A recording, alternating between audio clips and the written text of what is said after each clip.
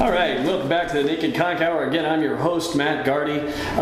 We are discussing truth in journalism. We're discussing openness of public administrations in light of all the inventory issues we've been experiencing here in the county. And we're talking about responsiveness of agency administrators that are publicly paid by our tax dollars, and they're accounting for public records and equipment as well. We're listening to Mr. Eadie discussing with Guy DeBoer his concept of our exchange, where I was trying to get more information about his inventory records. But the county updates it that way or not, I don't know.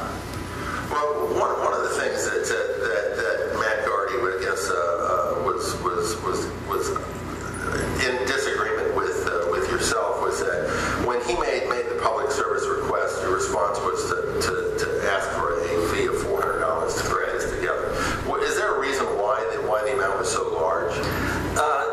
The breadth of the request that he wanted was really extensive. I read that earlier. 3 years of his inventory reports just to see if they correlated with what the clerk's office gave me. That should be scanned, and it could have been provided in one email. Email exchanges between Andrew Bula, Mary Vander, Brian Blair, Mitch Hedman, and yourself during the month of July 2010 that contained the words missing MCHD assets. Subsequent to that, in our email exchanges, I said, could you just get me that one email that could explain what Mary Vandenbroek's terms was, and really to get a better concept of what Andrew Brullo was discussing when he said the majority of MC tagged assets could not be found. That's what I got down to one email, which he has still not provided me. When you ask, I'd like to see all emails concerning such and such between, and I don't remember the days, but such and such and between. Well, let's hear what he says. Say like for 3 months or 3 years. Or say like. I didn't say like. I 1 month, specific subject lines, and you now have accused me of being Mr. Eadie, factless and whatever, and you're coming on here knowing full well that is absolutely not true. And let's just replay that for just a second. Let's just listen to that exchange for just a second. Breadth of the request that he wanted was really extensive. When you ask, I'd like to see all emails concerning such and such between, and I don't remember the days, but say like for 3 months or 3 years or whatever it would be.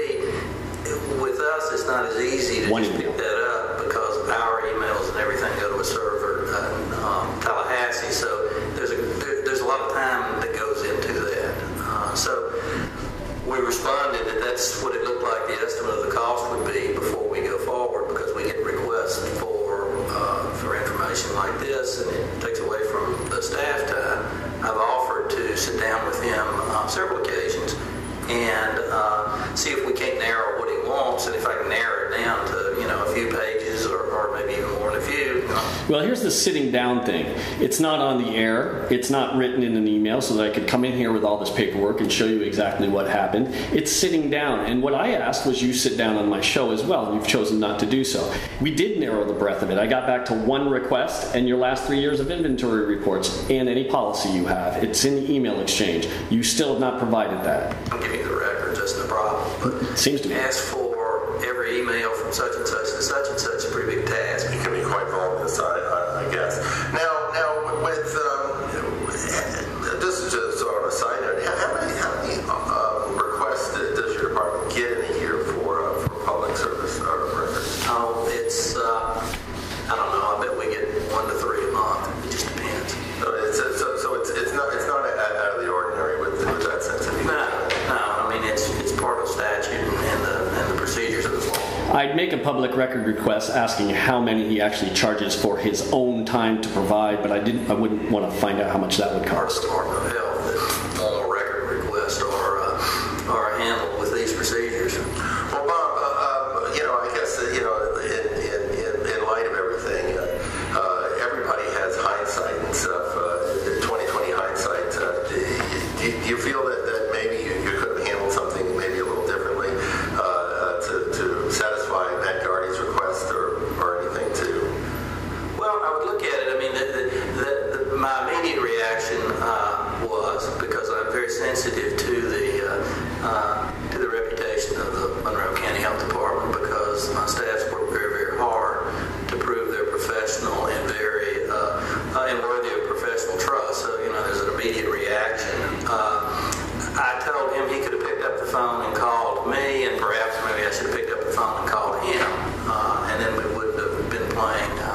he said, she said, or whatever from there. So, yeah, that's possible. That could be happening.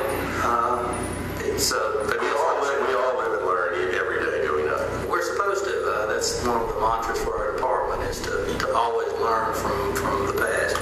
Well, Bob Eadie, administrator for Monroe County Health Department, thanks for coming. All right, that wrapped up that show with Mr. Eadie, but in the closing there, he was saying he was worried about his reputation. And in the same sense, he sent out an email to members of the media, Guy DeBoer. He got on a show. The email he sent to Guy DeBoer said I was factless, and everything I suggested was not based on any merit. He's assaulting my integrity and my reputation, and that's what this show is all about, is defending my reputation. And he has shown himself to say, what are the facts he went on? Phone calls, did you know about phone calls that occurred? He came on here and he said, oh, he is asking for 3 years worth of emails and they're all up in Tallahassee, how could we get them? Okay, I came on this show today and I've shown you through these segments every document I had, every email I had, and it's why I ask for things in writing, and it's why I always get suspicious. Hey, come talk to me. Let's do it off the record. Let's not do it on a show where the public can listen. Well, anyway, I'm letting that go. I think we've discovered exactly what was missing, but in that report of the health department from the clerk's office was the other odd smoking gun or whatever it is, was those pages that Mr. Eadie eventually said were not mine, beyond the $250,000 that he admitted to or has his signatures on. So I said, okay, now our next thing is, and a reminder also that in an email exchange with Mitch Hedman, the former inventory guy, he said there were problems at the fire department and the IT department as well. I have pending public records requests from the clerk now, going on almost weeks, that they have not responded to, because I'm trying to say, can I see the inventory reports for the last 3 years from the fire department and the IT department? I have not received a thing back. But I also then asked the clerk's office now, in response to the one that they did send me that raised all those questions with the health department, I said, Mr. Eadie does not claim the equipment on pages 14 and 15. Why was it included in my request for the health department's inventory? And more importantly, whose equipment is it? Because it still said needed deletion form, and it was tens and tens of thousands of viable equipment. And there was also some that say, have deletion request or out for repair beyond pages 14 and 15. What does this list represent and whose equipment is it? I also asked, why did they put all these strange emails together on one page? Who put it together? If you know who put this page together, and why are there two dissimilar emails with different subject lines contained on the same page as if related to one another? And then does your office have any additional copy of the email exchanges with Mary Vandenberg? Because apparently I can't get that one email from the health department because it's so vague. And then ultimately I reminded them that I said, do you have any idea on the time frame of my response to my public records request from March 12th, asking for the county inventory reports from the fire department and the IT department from March 12th? And I have yet to hear back from the clerk's office on any of those discussions. Again, I'm doing it in email so I can document exactly what I've asked for and exactly what they haven't provided. Again, I'd like to conclude the show here. This was really based about the fact that, one, there's always these accusations about journalism in the town that we don't fact check if you're not, if you don't work for the daily newspaper or work for the main radio station in town. I fact check. I fact check everything, and in fact, those requests were in order to really verify before I made any accusations. And I still think, even in my articles, I was very factual about what happened. Secondly, anybody who is running an agency in our county right now better be on the ready to provide and be as transparent as possible in this age of questions of scandal. Don't charge hundreds of dollars for administrative time to review a public records request. That's insulting to the public. Open your doors. We're going to find out one way or another. It's all going to come out. That's what has to be expected. And also, don't challenge my integrity. I'm always factual. Thank you again for listening to the Naked Conch Hour. Check out the blog, nakedconch.com. I'm your host, Matt Gardi. It's great speaking with you. Shoot me an email. Let me know what's going on.